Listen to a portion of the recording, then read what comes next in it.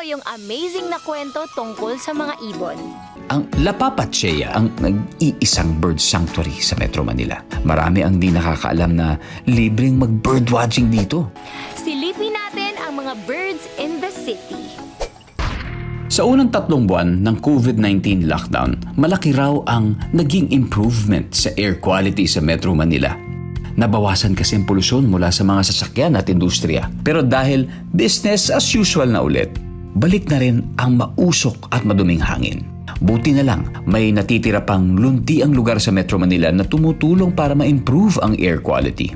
Isa na rito ang Las Piñas, Parañaque Critical Habitat and Ecotourism Area o La Papatchea.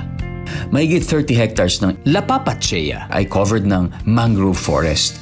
Ilang buwan na lang, summer na naman. At dahil tag-init, asahan na ang pagdating ng migratory bird.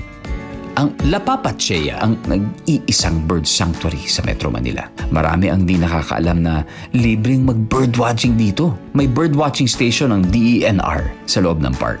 Kung trip nyo makakita ng iba't ibang uri ng ibon, pwede kayong pumunta dito. Pero dapat maaga kayong gumising.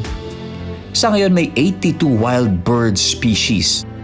Sa bilang na ito, 41 ay migratory.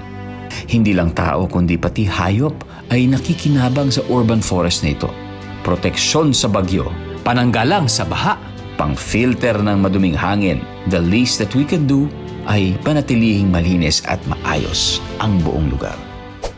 Kaya sa mga kapuso nating on the go, tutukan nyo ang live stream ng ating programa sa official accounts ng GMA Network, pati na rin sa YouTube at Facebook.